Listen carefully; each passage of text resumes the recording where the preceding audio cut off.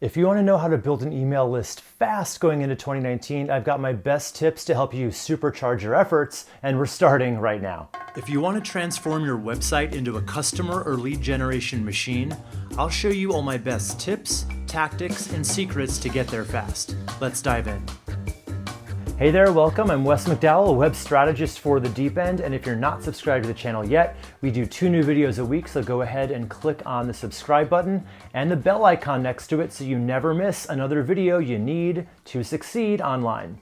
Now, I know email marketing is not the shiniest new toy in the scene, but believe it or not, it is still the most powerful way of engaging with your prospects going into 2019, and it's likely not going anywhere anytime soon. Now, social media marketing may seem like the sexier option, but when you put all your efforts into that, you're basically building a house on somebody else's land.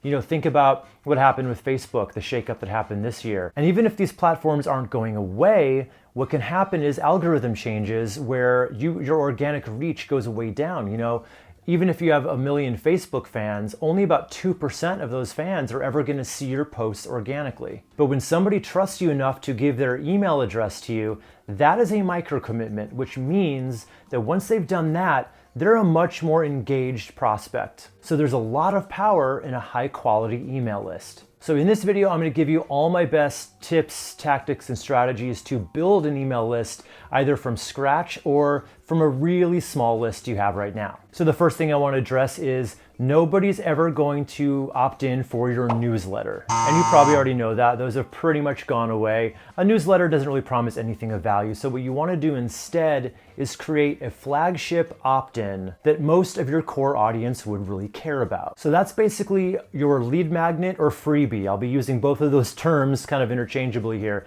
But basically with your lead magnet or freebie, it has to be very specific, and it has to answer a question or solve a problem that your audience is likely facing. It can be as simple as a PDF, guide or cheat sheet, or you can get more involved with an audio training or a video training or even a quiz. And if you run the kind of business where you can actually offer a discount of some kind in exchange for an email address, that can work great as well. Now, I actually have a whole video I created about the different kinds of freebies you can create and which one might be best for you to pull off, and you can get that video by clicking right up here. So if you have an idea for either a type of freebie or a title for your freebie, leave it in the comments below and I can let you know if I think it's specific enough to get traction. Okay, so once you have your flagship lead magnet or freebie that's kind of evergreen that you can offer to everybody, the next thing to start thinking about are other offshoot lead magnets you can make, basically as content upgrades to blog posts or videos or any kind of content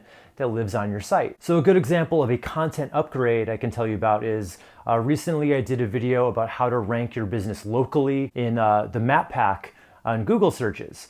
And it's a pretty extensive video with a lot of action steps in there. So what I did was I created a PDF cheat sheet that you can download after watching the video. So because that way you don't have to take notes when you watch the video, you can just take it all in, and then you download the cheat sheet, which basically has everything in a list that you can work through one at a time. So it's valuable and actionable. So some things to keep in mind: it should have a buzzworthy title that's kind of enticing, and it should offer either a deeper dive into the content or like that cheat sheet I talked about, makes it more actionable. So if that's a content upgrade from a video, you would just want to talk about it in the video and give the link to it. Or if it's a blog post, you'll definitely want to have a link within the first few paragraphs of the blog post so they don't have to get all the way through it before they find it. Okay, so let's say you have that flagship opt-in or these content upgrades, but what do you do if you're not really getting enough organic traffic to your site to really make it worth it? You know, if you get 100 people a day, maybe only 1 or 2 of them are going to download it, and that's not a way to build your list quickly. So what I would recommend in this case is putting a budget aside for social media ads that'll go right to your lead magnet. Now, the platform you use is going to depend on who your audience is, because different demographics tend to use different social media platforms. So you could think of Facebook or Instagram, Pinterest or YouTube. And I'm actually thinking of making a future video about how to create a really eye-catching and attention-grabbing Facebook ad just for lead magnets. So if you'd like to see that video, leave that in the comments below. And if enough of you request it, I'll make it. And before we get off of the social media ad train here, I want to talk about something that's really cool, Facebook lead ads. You can basically get that lead without them ever leaving Facebook. So they see the ad for your lead magnet, they click the button, and it already pre-populates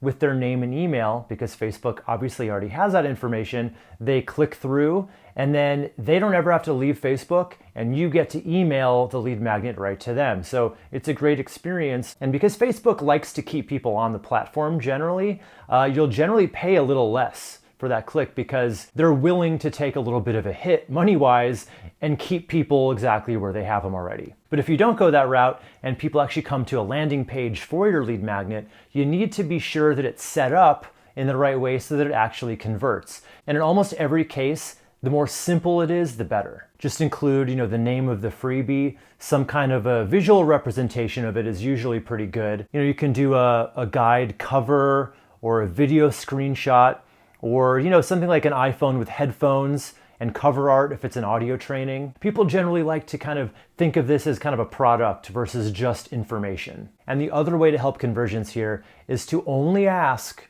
for what you need in order to send those emails. So in most cases, that's just the first name and the email address. If you ask for much more than that, they're much more likely to abandon it and you don't get anything. Nothing for you.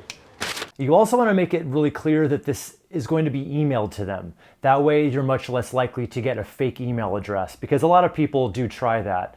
But if they know it's being emailed to them, they have no choice but to give you their actual email. And if you don't really have a web developer or anyone to do this for you, there are third-party tools like Lead Pages where you can just basically, I think it's a monthly subscription, where you can create as many of these lead magnet pages as you want to. And the good news with those is they're already proven to be high converters.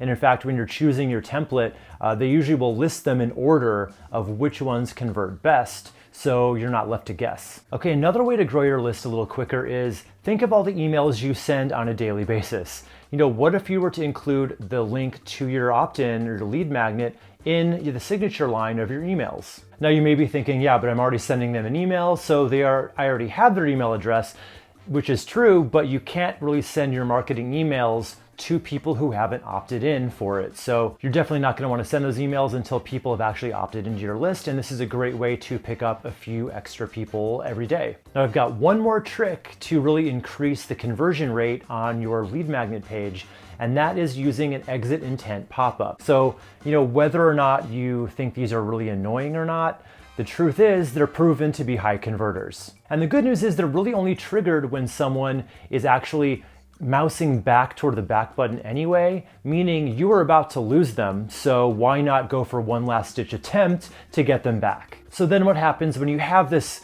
massive email list built up? Well, click this video right up here. I did a video a while back showing you a really great performing email campaign that you can send after the fact to keep your prospects engaged and thinking of you when it's time to pull the trigger on it. All right, now I want to hear from you. I want to know either what your biggest takeaway from this video was, or what is the freebie or lead magnet you're planning for your own business? I want to know either the type, or if you've got a title, that would be great. I want to know what the title is, and I'll give you advice on it. I'll let you know, okay, maybe this sounds a little too general and maybe it needs to be more specific. So if you want that kind of advice, leave the title in the comment section below. I'll look through everything and I'll answer everything I can. All right, and if you're not subscribed to the channel yet, what are you waiting for? Click the little circle icon right here to subscribe. And if you haven't accessed my free mini course yet, how to guarantee website ROI, you'll get that by clicking this box right over here.